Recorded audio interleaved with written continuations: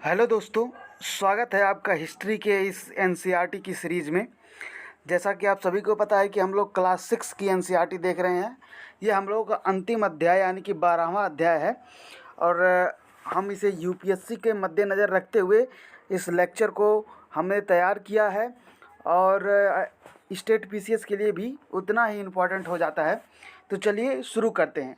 हमारा 12वां अध्याय है इमारतें, चित्र और किताबें या तथा किताबें। अब देखिए, ये जो दिया है ये बालकों के लिए दिया है, बच्चों के लिए दिया है, ताकि इसे समझने में उन लोग को आसानी हो। तो आप उसको पढ़िएगा। हम लोग आगे बढ़ते हैं और आगे बढ़ते हैं। हम लोग यहाँ से पढ़ेंगे लौह स्तंभ से। ठीक है, चलिए शुरू करते हैं। महरौली आपको पता है दिल्ली में है। तो महरौली में कुतुब मीनार के परिसर में खड़ा यह लौह स्तंभ भारतीय शिल्पकारों की कुशलता का एक अद्भुत उदाहरण है।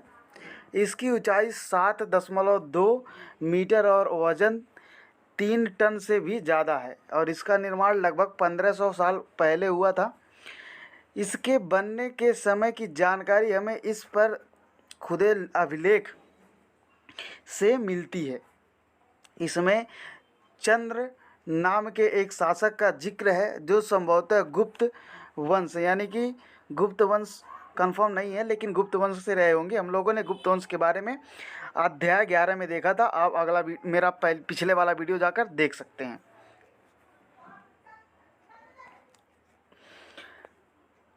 आश्चर्य की बात यह है कि इतने वर्षों के बाद भी इसमें जंग नहीं लगी है। ये देखिए, जो चंद्र नाम का है, इसने मैं चंद्रगुप्त मौर्य से संबंधित है। जो चंद्रगुप्त इसमें नाम दिया है, हो सकता है चंद्रगुप्त के बारे में बता रहा हो। तो गुप्त शासकों के कला एवं वास्तुकला की प्रगति में योगदान का मूल्यांकन कीजिए। आप इसको मेंस की तैयारी में यूज कर सकते हैं। अब हम लोग आगे बढ़ते हैं, जानते हैं ईंट और पत्थर की इमारतों के बारे में। ईंट और पत्थर की इमारतें देखिए, हमारे शिल्पकारों की कुशलता के नमूने स्फूतों जैसी कुछ इमारतों को देखने को मिलते हैं। स्फूत का शाब्दिक अर्थ टीला होता है, यह आपको याद रखना है। हालांकि स्फूत विभिन्न प्रकार के, कभी कभी गोल या लंबे तो कभी कभी बड़े या छोटे होते हैं। जो मैंने अंडरलाइन कर रखा है मोटे पेन से, उसको आप अपने कॉपी में नोट कर लीजिएगा। उनके साथ उन सब के एक समानता से प्रायः कभी स्फूत के भीतर एक छोटा सा डिब्बा रखा रहता था। इन डिब्बों में बुद्ध या उनके अनुयायियों के शरीर अवशेष जैसे कि दांत हो गया, हड्डी हो गई, राख हो गई, या उनके द्वारा प्रयुक्त किए जाने वाली चीज़ों या कोई कीमती पत्थर अथवा सिक्के रखे होते थे। इसे धातु मंजूषा कहा जाता था। आप देखिए, ध्यान दीजिएगा, जो धातु मंजूषा था उसमें क्या क्या रखा जाता था? दांत, हड्डी, राख और यहाँ तक कि कीमती पत्थर, ये सब रखे जाते थे। प्रारंभिक स्फूत धातु मंजूषा के ऊपर रखा मिट्टी की का टीला होता था। बाद में टीले को ईंटों से ढक दिया गया और उसके बाद के काल में इसे गुम्बदनुमा ढांचे को तराशते हुए पत्थर से ढक दिया गया। ठीक है, तो ये बात आपको ध्यान में रखनी है। आगे चलते हैं। ये देखिए, ये आप क्वेश्चन अगर आपको लिखना हो तो आप मेंस में कैसे लिखेंगे, ये थोड़ा सा फ्लो चार्ट मैंने बना दिया है। तो हम लोग इसको देखते हैं। तो चलिए देखते हैं इसको। देखिए, स्वर्ण युग के नाम पर प्रसिद्ध गुप्त काल में तत्कालीन शासकों में कला एवं वास्तुकला में प्रगति के महत्वपूर्ण योगदान को आप किस प्रकार से व्याख्या करेंगे। तो देखिए, पहले तो आपको गुप्त काल एवं वास्तुकाल के बारे में थोड़ा सा आपको भूमिका लिखना है। उसके बाद मुद्रा के बारे में चर्चा करनी है, चंदा एलोरा गुफा के बारे में, प्रतिमाओं के निर्माण के बारे में, महरौली तथा बौद्ध धर्म स्तंभ के बारे में, भीतर गांव का मंदिर में क्या था व्यवस्था, नालंदा विश्व बौद्ध विहार के बारे में, सारनाथ स्फूत के बारे में। आप इन सब के बारे में अगर चर्चा करेंगे तो आपको एक अच्छा उत्तर लिखने को मिल जाएगा। अब आगे बढ़ते हैं। ये देखिए, प्रायः स्तूपों के चारों ओर परिक्रमा करने के लिए एक वृत्ताकार पथ बना होता था जिसे प्रदक्षिणा पथ कहते थे। आपको अपने कॉपी में नोट कर लेना है। इस रास्ते को रेलिंग से घेर दिया जाता था और जिसे वेदिका कहा जाता था। वेदिका को प्रवेश द्वार बने होते थे और रेलिंग तथा तोरण तोरण क्या होता था, एक द्वार होता था, ये भी ध्यान रखना है। प्रायः मूर्तिकला की सुंदर कलाकृति से सजे होते थे। देखिए अमरावती को ढूंढें, आप मैप में अमरावती को ढूंढिएगा, ठीक है। यहाँ पे अगर हम बात करें तो अजंता, अब देखिए प्रदक्षिणा पथ के चारों ओर लगी जो रेलिंग थी उसे क्या कहते थे, तो उसे वेदिका कहते थे, मैंने आपको ऊपर बताया। अब आगे बढ़ते हैं तो ये देखिए, आगे बढ़ने पर आप यहाँ पे देखिए, निम्नलिखित में से कहाँ देवी देवताओं की मूर्तियों को रखा जाता था, उसे क्या कहते थे, उसे कहते थे गर्भगृह, मैंने आपको बताया है ऊपर। अब देखिए, अतः गुप्त काल में इन उत्कृष्ट नमूनों के आधार पर हम उनकी वास्तुकला की प्रगति के बारे में योगदान को समझा सकते हैं। जो मैंने आपको ऊपर क्वेश्चन लिखने के लिए एक दिया था, आप उसको देखिएगा और लिखने का प्रयास करिएगा। आगे बढ़ते हैं, ये देखिए आप, ये महाबलीपुरम का मंदिर है और यहाँ से एक बार क्वेश्चन आ चुका है यूपीएससी में। ये देखिए भीतरगांव का एक आरंभिक जो मंदिर है, यहाँ से मेंस में क्वेश्चन पूछा गया था। पीवाईक्यू आप अगर देखते होंगे तो आपको समझ में आ रहा होगा कि हाँ, ये सब क्वेश्चन वास्तव में पूछे गए हैं। अब देखिए यहाँ से हम लोग थोड़ा सा इसको पढ़ने का प्रयास करते हैं। आइए देखते हैं। अधिकतर मंदिरों में मंडप नाम की एक जगह होती थी, इसे सभागार होता था जहाँ लोग इकट्ठा होते थे, ठीक है।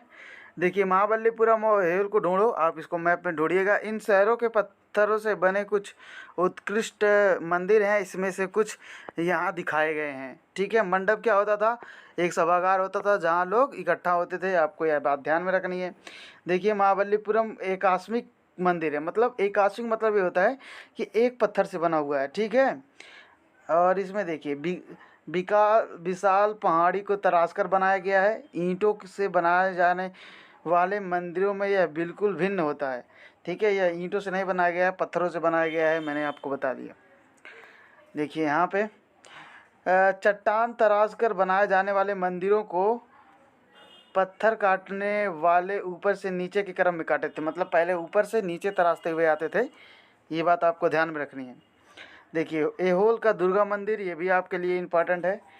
तो ये सब आप अगर अभी से करेंगे तो आपको कला और संस्कृति के लिए अलग से कुछ ज़्यादा पढ़ने की आवश्यकता नहीं होगी, और बाद में आप PT 365 ले लीजिएगा विजन का, उससे आपका कवर हो जाएगा।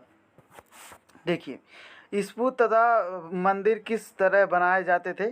स्तूप तथा मंदिर को बनाने की प्रक्रिया कई अवस्थाएं आती थी, इसके में काफ़ी धन खर्च होता था, इसलिए आमतौर पर राजा रानी ही इन्हें बनवाने का निश्चय करते थे। पहला काम अच्छे किस्म के पत्थर ढूंढकर शिलाखंडों को खोदकर निकालना होता था और फिर मंदिर का या स्तूप के रूप में उसे सोचकर विचार कर एक स्थान पर शिलाखंडों को पहुंचाना होता था, जहां पत्थरों को काटकर तराशने के बाद खंभों, दीवारों की चौखटें, फर्शों तथा छतों का निर्माण का आदि किया जाता था। और इस तरह तैयार हो जाने पर सही जगहों पर इन्हें लगाना काफ़ी मुश्किल काम होता था। बाएं तरफ जो आप देख रहे हैं, आपको मैं दिखाऊं अगर, तो ये देखिए, ये जो आप देख रहे हैं इस चीज़ को, इसको, ये देखिए, ये आपको यहाँ पे जो उड़ीसा का जैन मठ है, ये इसको उड़ीसा का जैन मठ कहते हैं, आपको पता होगा। राष्ट्रीय संग्रहालय नई दिल्ली में एक मूर्ति का चित्र भी रखा गया है, आप इसको, ये सब कोई इम्पोर्टेंट नहीं है, जहाँ इम्पोर्टेंट है मैं आपको बता दे रहा हूँ। आइए आगे बढ़ते हैं। इसी तरह शानदार ढांचों का निर्माण करने वाले शिल्पकारों को सारा खर्च संभवतः राजा रानी ही देते थे, और इसके अतिरिक्त इन स्तूपों का मंदिरों में आने वाले भक्तों को ऊपर करने के साथ लेते थे, और इसमें इमारतों की सजावट की जाती थी, जैसे हाथी का दांत काम करने वाले श्रमिकों के संघर्ष में सांची के एक अलंकृत प्रवेश द्वार तोरण होता था। तोरण को क्या कहते थे, प्रवेश द्वार, आपको याद रखना है, इसको देख सकते हैं आप। इस सजावट के लिए पैसे देने वालों में व्यापारी, कृषक, माल बनाने वाले, इत्र बनाने वाले, लोहा सुनार, एक तरह से जो व्यापार करते थे, और राजा ये सब पैसा देते थे, आपको ये बात याद रखनी है।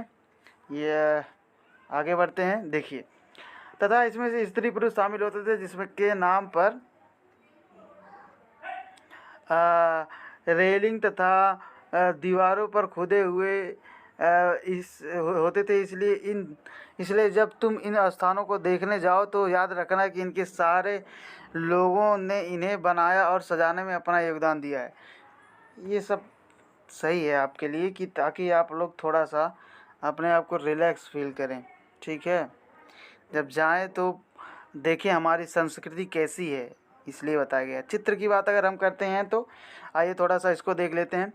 अजंता को ढूंढिए, आप मैप में ढूंढिएगा। यह वह जगह है जहाँ पहाड़ों के सैकड़ों सालों के दौरान कई गुफाएं खोदी गई और इनमें ज़्यादातर बौद्ध भिक्षुओं के लिए बनाया गया एक विहार था, ठीक है।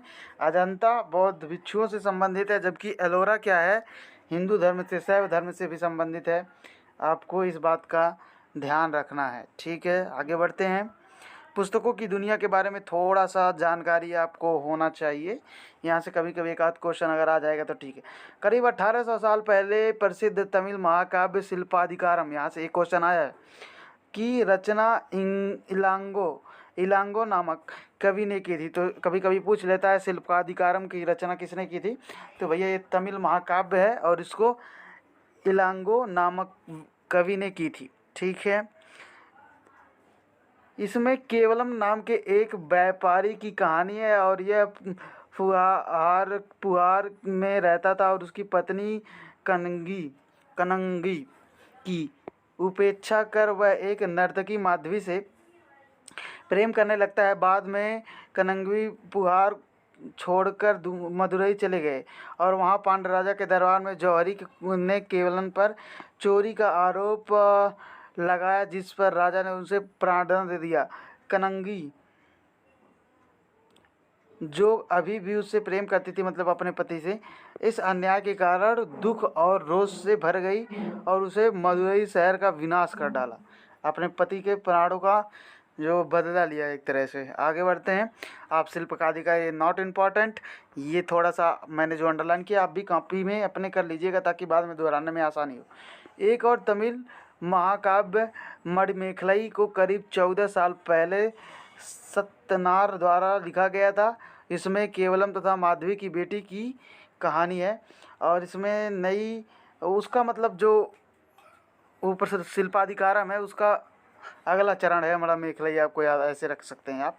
केवलम तथा माधवी की बेटी की कहानी है, ठीक है, इसको आप ध्यान में रखिएगा। कालिदास के बारे में आप अध्याय 11 में मैंने थोड़ा बहुत आपको पढ़ाया है, आप हो सकता है आप पढ़े होंगे, अगर लेक्चर देखा होगा, नहीं तो जाके देख लीजिएगा या फिर पढ़ लीजिएगा।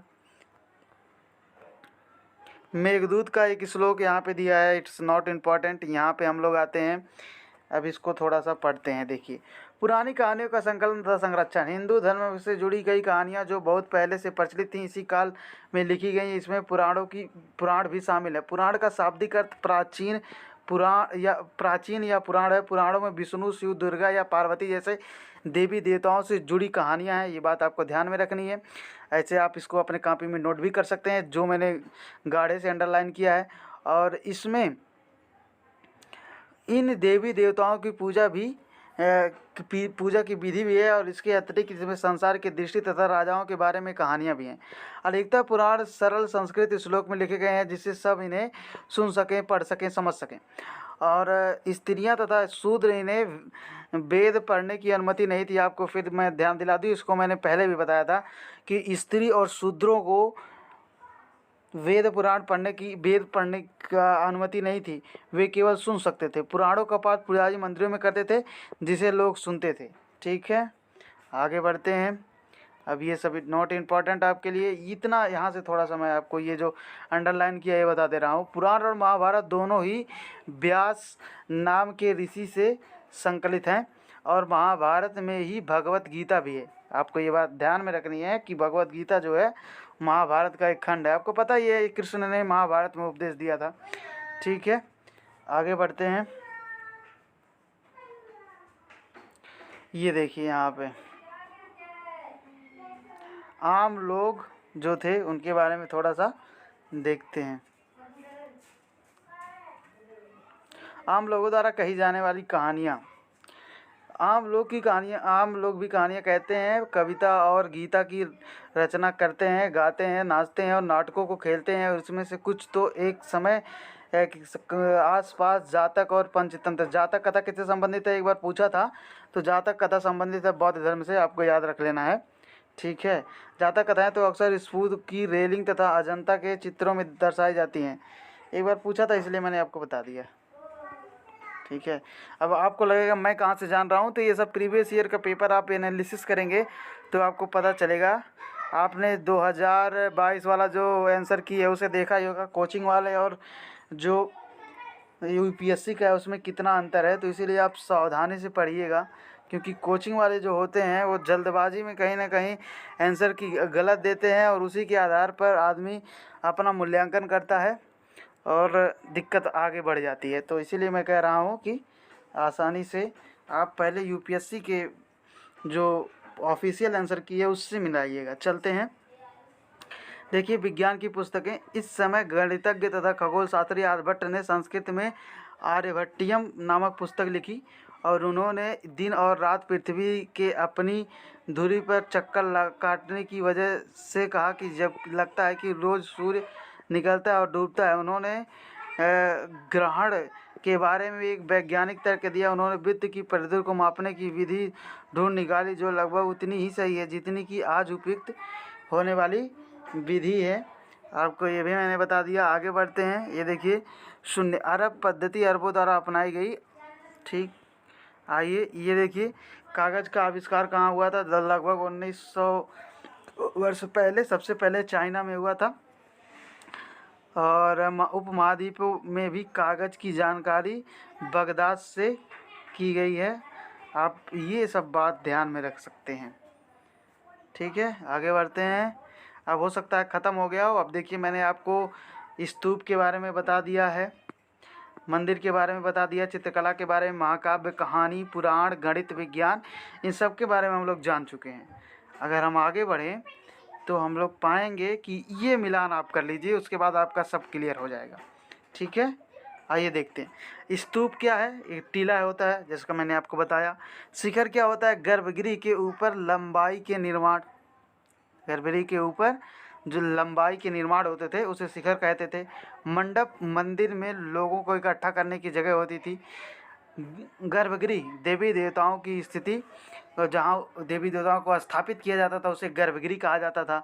प्रदक्षिणा पथ, स्तूप के चारों ओर जो घूमने के लिए बनाया जाता था वृत्ताकार पथ, उसे क्या कहते थे? स्तूप। अब ये सब तो मैंने आपको बता दिया। अब थोड़ा सा और रह गया है, उसको देखते हैं। ये देखिए आर्यभट्ट एक बड़े गणितज्ञ थे। ठीक है, पुराणों में देवी देवताओं की कहानी मिलती है। वाल्मीकि को संस्कृत रामायण का लेखक माना जाता है। शिल्पाधिकारम और मणिमेखलाई दोनों तमिल में है और दोनों केवलम, और उसकी एक स्त्री है कन्नगनी, और उसकी जो प्रेमिका है उसका क्या नाम है आपको पता होगा, तो ये उनके बारे में दिया है। ठीक, अगर आगे बढ़ें, अब कुछ है नहीं देखने को, अगर होता तो मैं आपको ये थोड़ा सा एक तिथियों पर एक नज़र आप हम लोग डाल लेते हैं, क्योंकि अंतिम चैप्टर है ना, तो तिथियों पर नज़र डाल लेते हैं। देखिए इस पूरी किताब में 2000 को शुरुआती बिंदु के रूप में रखकर घटनाओं और प्रक्रियाओं को होने की अनुमति की स्थिति दी गई है। देखिए यहाँ से हम लोग पढ़ लेते हैं। हड़प्पा के नगर का विकास जो हुआ था तो उसको 2700 से 1900 के बीच, ऋग्वेद की रचना 1500 से 1000 के बीच, महाजनपद तथा गंगा के मैदानी इलाकों में नगरों का विकास तथा उपनिषद, जैन धर्म तथा बौद्ध धर्म से जुड़े विचारों का उदय लगभग 500।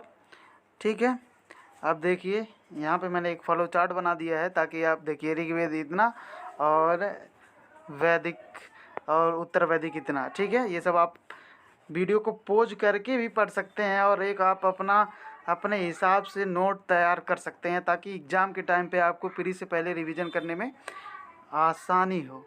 ठीक है, अब देखिए ये चैप्टर हम लोग का ख़त्म हो गया। इसके बारे में थोड़ा सा हम लोग इसको देख लेते हैं। इसको मैंने छोटा इसलिए कर दिया ताकि पूरा मैप आ जाए इसमें। ठीक है, देखिए ये है आपका जम्मू कश्मीर, ये है मध्य प्रदेश, तो ये सब आप देखिएगा आराम से। Thank you so much for watching this video. हमारा क्लास 6 हिस्ट्री की एनसीईआरटी आज ख़त्म हो रही है। कल से हम लोग क्लास 7 के हिस्ट्री की एनसीईआरटी ख़त्म करेंगे। Thank you so